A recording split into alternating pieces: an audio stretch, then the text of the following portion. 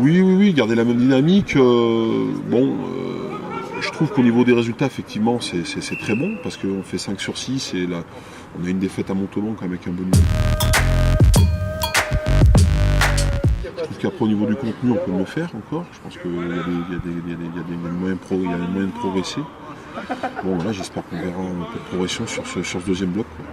Ouais, nous aussi, on aimerait bien. On est comme tout le monde. Hein, si ça peut se terminer à 30 minutes de la fin du match et d'être tranquille, pouvoir se poser sur le banc tranquillement, ouais, on aimerait bien aussi. Mais la Pro D2 c'est difficile, on le savait avant de commencer la saison. Donc c'est possible qu'encore on tremble encore un petit peu vendredi soir. Donc on fait tout pour progresser, pour essayer de tuer les matchs le plus rapidement possible. Mais comme je vous disais au début, c'est un sport difficile le rugby. Il y a des notions de combat, d'activité, d'engagement.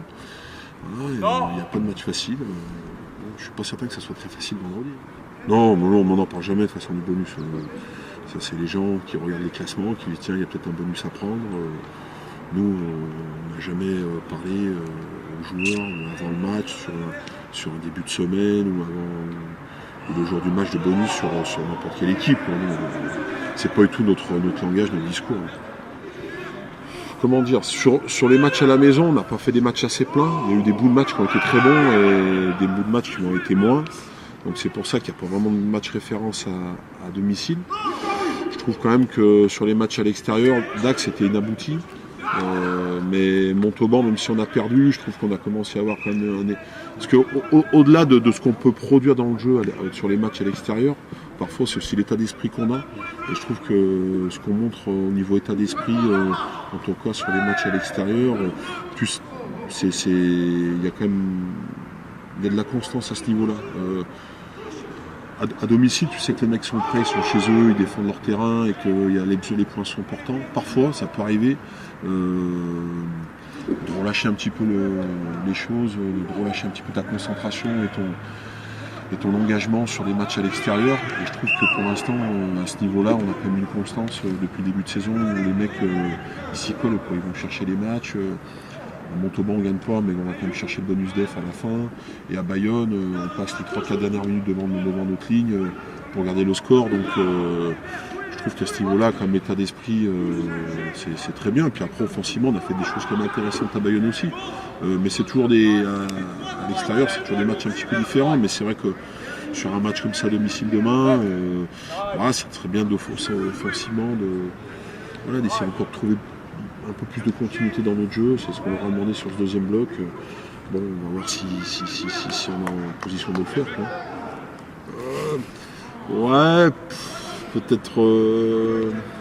Non, mais ce que je retiens au-delà du contenu, c'est vraiment l'état d'esprit des gars. Je trouve qu'à l'extérieur, l'état d'esprit, même à la maison, parce qu'on a eu des fins de match aussi difficiles ici, mais ici, je dis pas que c'est plus facile, mais on sait très bien qu'à la maison, voilà, on est plus on est plus confortable, on est plus en confort, il y a la famille, il y a les amis dans la tribune, on a plus de soi. Ça a plus de soi. Ouais, on met un peu plus parce qu'on se dit non, on va pas perdre ici, c'est quand même à la maison, c'est trop important. À l'extérieur, parfois, ça peut arriver, c'est pas le cas encore cette saison. J'espère que ce sera pas le cas, mais parfois tu tiens le match, puis au bout d'un moment tu sens que c'est un peu dur et tu vas pas au bout de toi parce que tu dis bon. Tant pis, on attendra la semaine prochaine, on va rejouer au domicile, on fera ce qu'il faut. Là, je trouve que là, dans l'état d'esprit, les mecs sont là, quoi.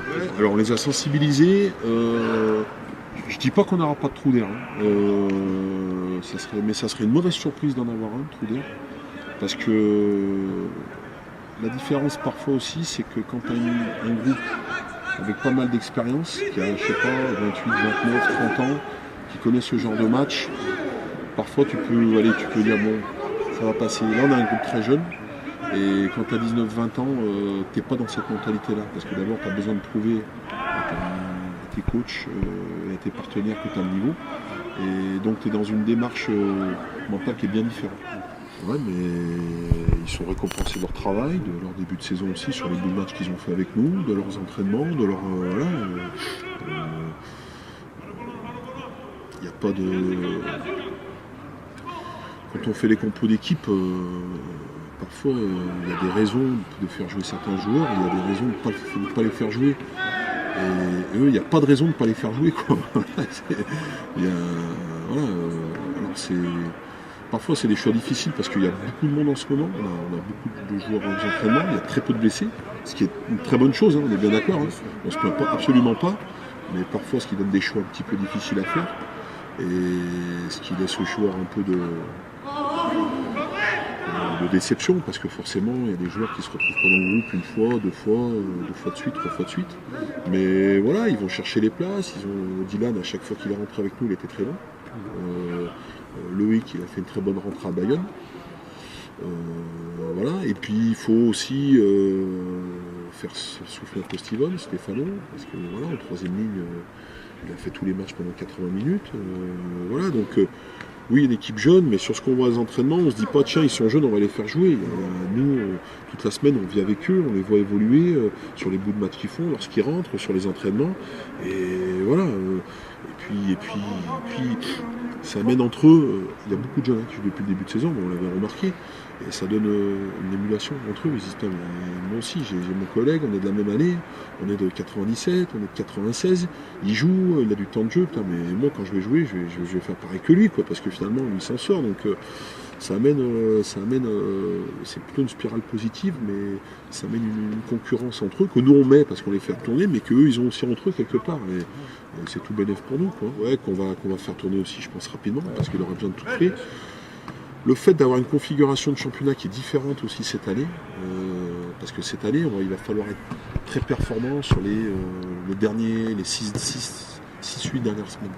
Parce que c'est là que vous devez jouer. Il faut avoir une bonne dynamique, et puis sur les 3-4 dernières semaines, être très costaud. Et là, c'est-à-dire qu'il faut qu'une équipe elle soit fraîche, et de la fraîcheur mentale et physique. On n'a pas le choix cette année avec le nouveau règlement. Si on devait prendre des points semaine après semaine pour finir premier comme l'année passée où c'est le premier qui montait, c'est un petit peu différent parfois, parce qu'il faut faire la course en tête, il faut être premier, il faut aller prendre des points, et qu'on regarde peut-être moins l'état physique des mecs, où on se dit bon allez, il faut y aller, il faut que ça passe parce qu'il ne faut pas décrocher. Il y aurait eu quand même du turnover cette année, mais peut-être qu'on aurait, je sais pas comment on aurait réagi.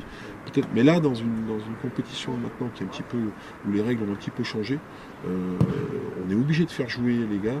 On peut pas faire jouer des tauliers comme Fabien, Arnaud, Steven, Nadjol, leur faire 30 feuilles de match et les avoir rincés sur les 6 dernières semaines ou les 3 dernières semaines lorsque ça va compter, quoi. C'est pas possible, quoi. C'est pas possible. Exactement, parce que exactement le fait de faire ça, on n'a pas de mec qui est en dehors du groupe. Quand je dis en dehors du groupe, où on sent qu'il traîne les pieds, qu'il arrive à l'entraînement où c'est dur, parce que le mec, on enchaîne les matchs et lui, il enchaîne jamais les feuilles. Là, le fait que tout le monde arrive le lundi, bon, est-ce que je vais jouer ou pas? Ils savent pas. Ils savent pas. Donc, on donne le groupe. Alors, il y a une déception comme ça immédiate, parce que quand on donne le groupe et qu'il n'est pas dedans, mais il sait que quand il n'est pas une fois ou deux fois, il sait que la troisième fois, il a grande chance d'y être. Donc, il reste dedans. Et comme je disais tout à l'heure, ça amène une concurrence saine et où les mecs ils se disent mais moi il faut que je prouve parce qu'il y a du monde, on tourne et si à un moment je suis pas bon, à un moment c'est moi qui vais plus jouer alors que finalement tout le monde a sa chance. Donc si je veux rester dans la dynamique, dans l'effectif des joueurs qui potentiellement peuvent jouer, il faut que je reste concentré, il faut que je fasse ces bons entraînements, il faut que je me fasse voir. C'est positif pour nous d'avoir des mecs comme ça. Mais bon, on a amené ça et ça a marché. Et puis le fait d'avoir gagné les matchs aussi, c'est beaucoup plus facile aussi pour nous, quoi. C'est beaucoup plus facile.